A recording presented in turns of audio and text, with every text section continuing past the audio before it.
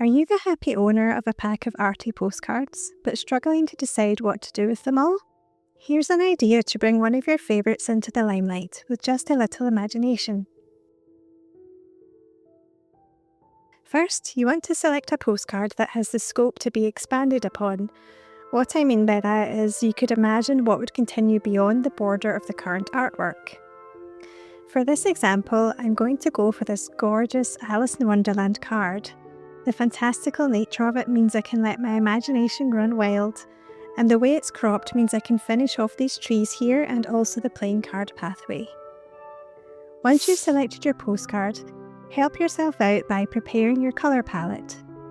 Look for the main colours in your card and try to match them as best you can. I'm using a lavender for the flower beds, quinacridone red for the roses, cadmium yellow for the sunlight, Van Dyke brown for the trees, and a Prussian blue to help me mix greens and shadows. These are all watercolours, but you can use any medium you're comfortable with. How big you go is up to you and how much you want to expand the art. I'm using an A4 sheet of watercolour paper for this. It's not a premium paper because I'm just experimenting here and I'm not too fussed about the paper holding a lot of paint. Apply a little low-tack tape to the back of your postcard to gently hold it in place on the centre of your paper while you paint around it. The reason I'm not sticking it down properly yet is so I can apply some paint under the edges of the postcard and avoid any white peeking through.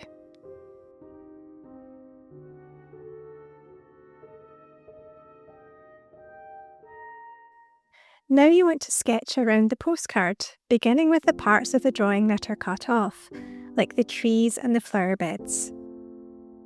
I'm continuing these on my own paper, as though they were never cropped at the edges.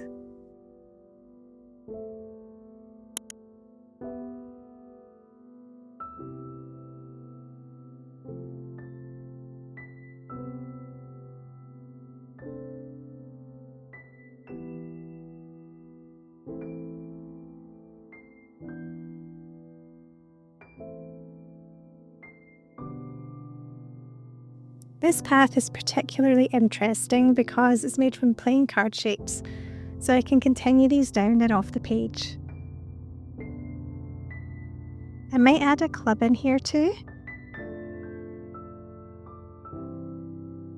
Some hearts, spades and diamonds.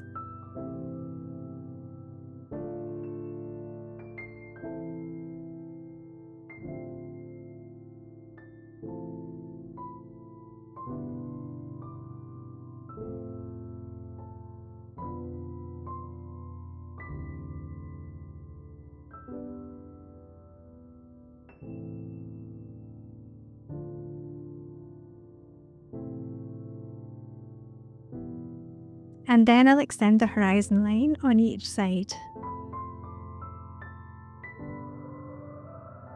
Now that I've extended all the existing art, I can go ahead and create my own additions. I'd quite like some playing cards in here, just thinking of all the many wonders in Alice in Wonderland and how I can fit them in.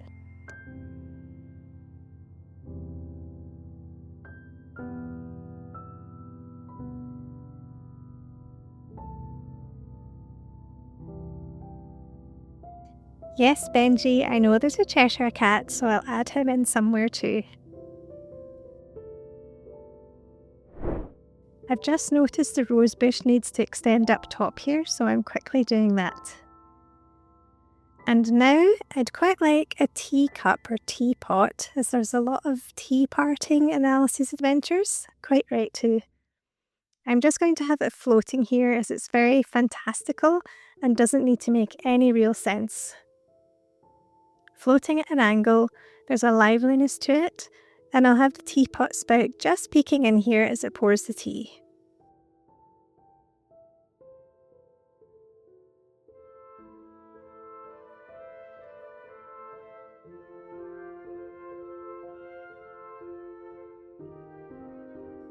Maybe some splashes too.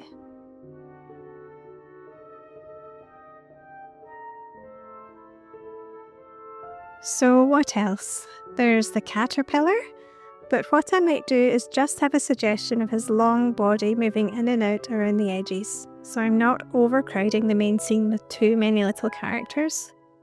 So down this right-hand side,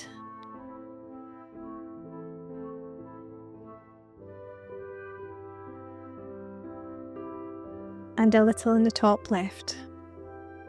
I'll probably paint him blue later on, like in the Disney film. Next, I'm going to add in some mushrooms, which Alice likes to eat on her travels. Some small ones in the distance, and then larger ones up front.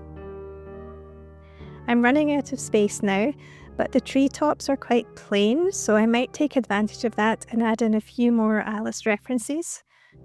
The Mad Hatter's hat. Maybe he threw it off in a fit of madness and it got stuck in the tree. I do like making up little stories for my artwork. Am I a little mad too?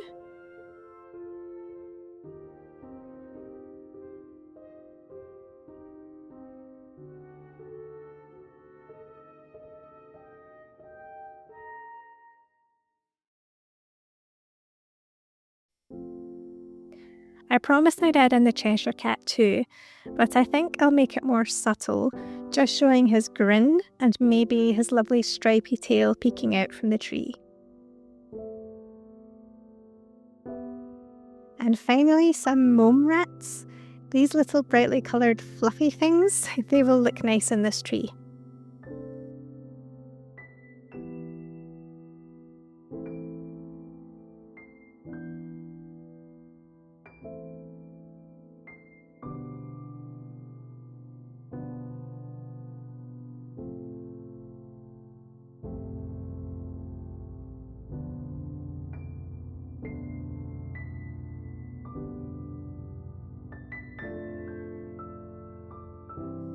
Once you're happy with your sketch, you can now add some colour and bring it to life. I'm beginning with the sky in the background, some yellow into blue and then pink for a nice warm look.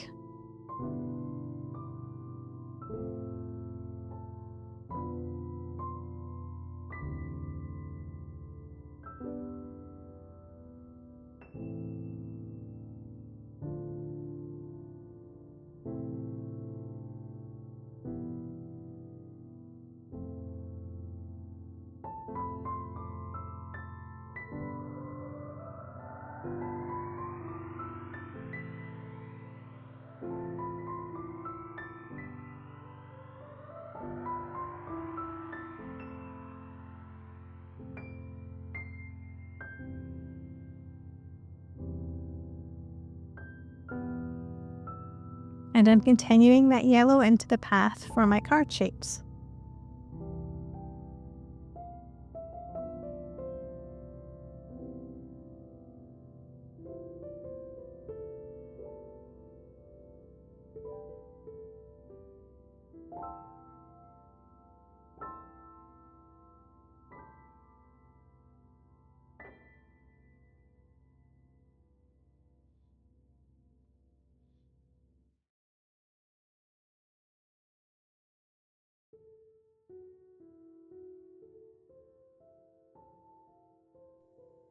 And now I'm mixing some green with the yellow and Prussian blue to bring the grass to life.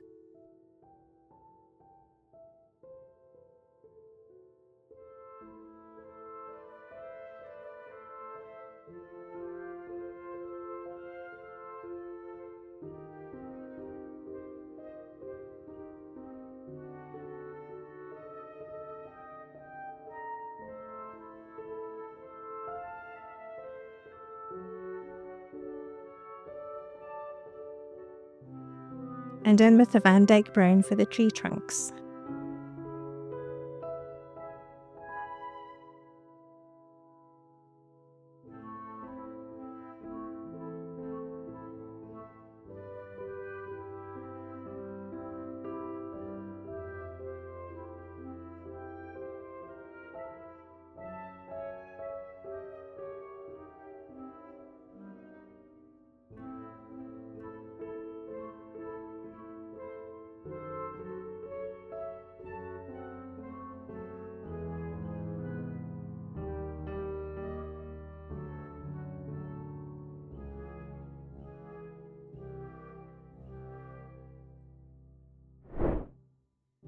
some quinacridone red for the flower beds,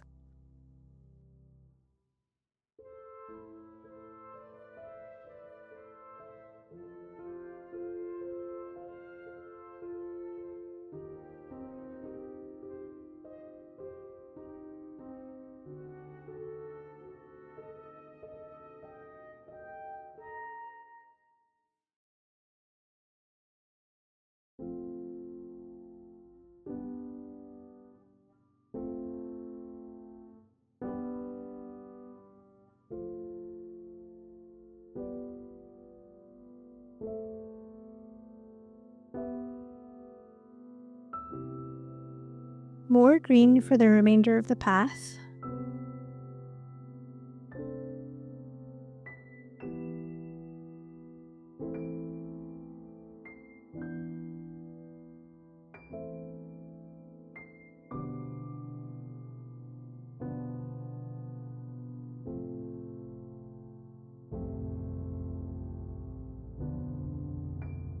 and now in with some bold blue for my caterpillar.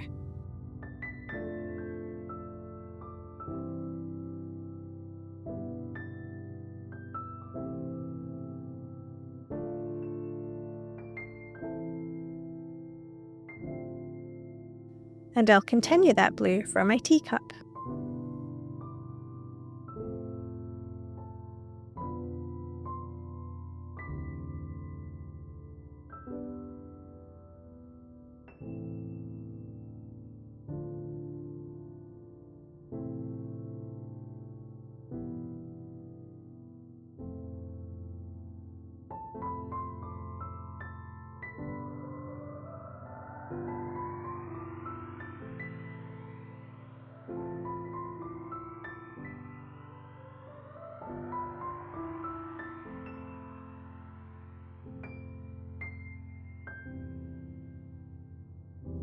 Just a little close-up here to show you how I'm mimicking the artwork of the red tree on the opposite side, and how simple that is and the nice effect it gives.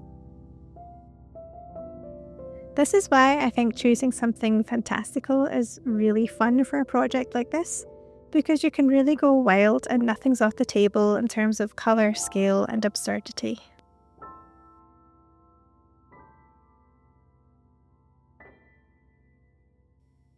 As this first layer is drying, I can start to see where I'll need to go in and darken it up a bit, around the trees and the shadow of the path, but that's fine, I can simply add on more layers of paint.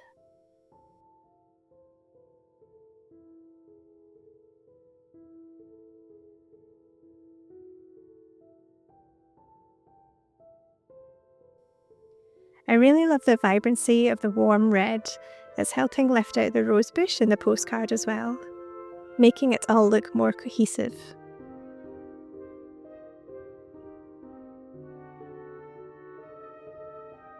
Just adding in my tea.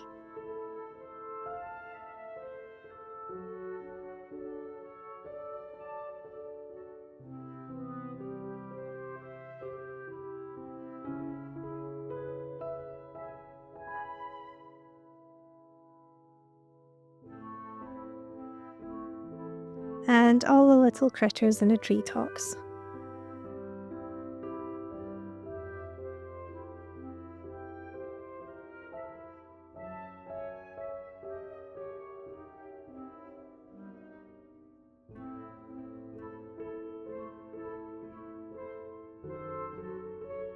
You can try to mimic the original artwork as best you can, but it's okay for it to have your own style incorporated too.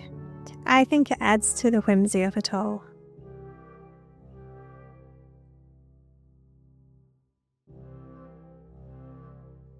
Adding in some detailing to my caterpillar body.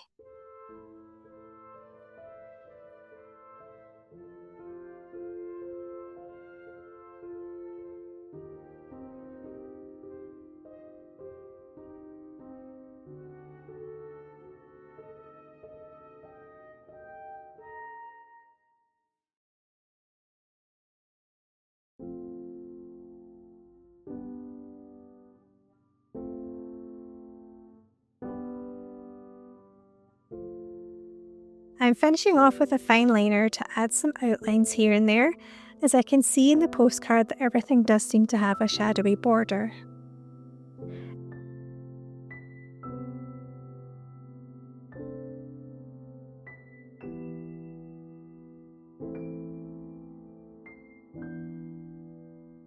And I'm just giving this shadowed path another layer as it's still too light, but then I think I'll be complete.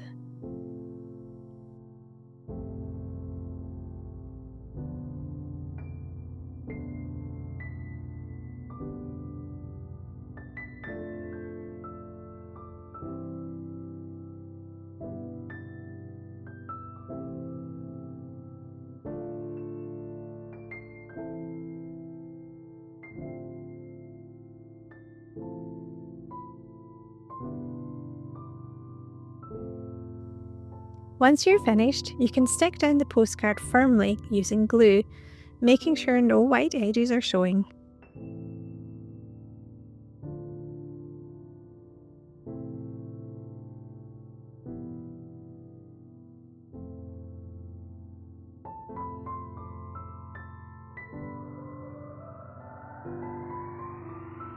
All done? You can frame and admire your lovely imaginative piece of art and no longer have to wonder what goes on beyond the borders of the postcard. Please drop me a comment on what you thought of this idea and if you might try it out yourself.